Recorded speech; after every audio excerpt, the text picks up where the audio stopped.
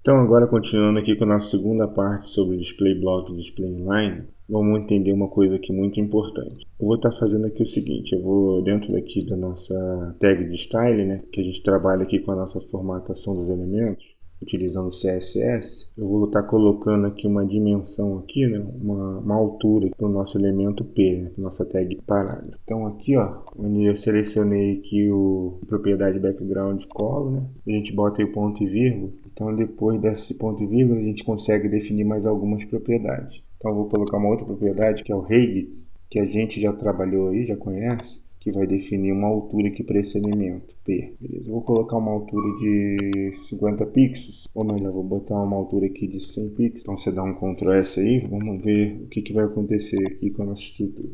Então aqui está o nosso parágrafo, né? Então quando a gente atualizar, perceba que ele colocou aqui 100 pixels de altura para os nossos parágrafos. Como os dois são parágrafos, né? Aplicou essa formatação para os dois elementos. Beleza. Então, o que a gente tem que entender? Quando a nossa tag tiver por padrão o display in block, a gente consegue trabalhar com dimensão, né? Tanto com a nossa largura quanto com a nossa altura. Diferentemente aqui, quando ele possui o display inline. Então, se a gente vier aqui no nosso link, no nosso span, e definir essa mesma altura para eles, deixa eu botar um ponto e vírgula aqui, dar um Ctrl S, então definir uma altura para esses dois elementos também, para o link e para o span.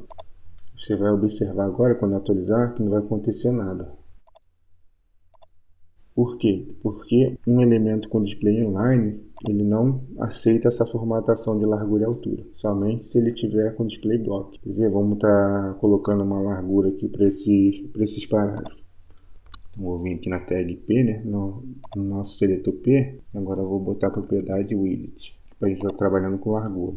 Vou botar que tem uma largura de 300 pixels. Para a gente atualizar aqui agora, ó, ele definiu uma largura aqui, ó, esses elementos. Diferentemente, isso não vai acontecer com o display inline, somente com o display block. E observe também que mesmo ele não ocupando aqui, ó, toda a área aqui, ele sempre vai estar jogando o próximo elemento para baixo. Não quer dizer porque eu defini uma largura menor do que toda essa área aqui, que esse elemento vai ser jogado para cá. Basta ele ter o display block, obrigatoriamente o elemento que vier depois será jogado aqui para baixo.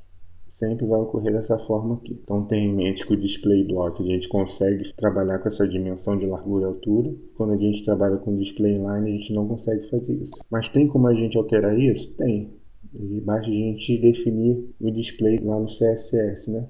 A gente trocar aqui, por exemplo, o link, ele por padrão ele tem um display inline. Então a gente pode ir lá no CSS e definir o display desse link como display block. Aí dessa forma o link ele vai ocupar toda a área aqui e vai jogar esses outros elementos aqui para baixo. Então vamos estar testando aqui para vocês verem. Então aqui, ó, onde está o link, a gente setar aqui, ó, a propriedade display do CSS, a gente define como block.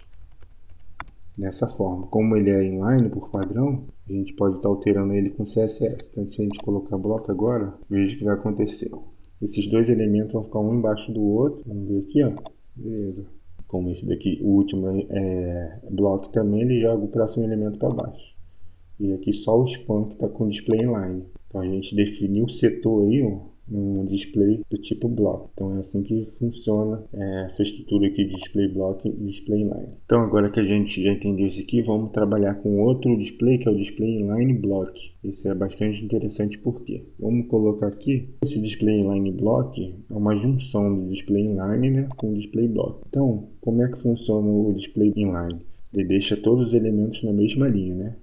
Que a gente viu aqui com o link e com o span. Então ele vai ser inline e vai ser block. Então o que ele vai acontecer? Ele vai ficar da mesma linha um do outro, porém ele, como vai ter o block também, né? Ele vai poder setar uma largura e uma altura para ele. Então vamos estar verificando aqui com o link que a gente vai entender isso perfeitamente. Vamos vir aqui no nosso código, aqui na formatação do link, vamos colocar então como inline block.